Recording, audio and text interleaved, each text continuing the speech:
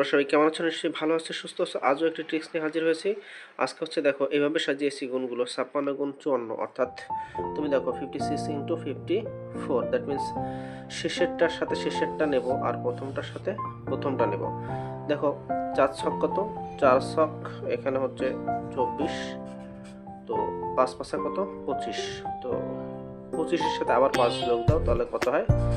30। ঠিক তেমনি দেখো এই প্রথমটার সাথে প্রথমটা আর শেষটার সাথে শেষটা, তো এটাকে যদি আমরা করি তাহলে আসছে 4 দুগুণে 16, তো 3 3 9, 9-এর সাথে আবার এই 3 যোগ করে দাও, তাহলে 12 হয়।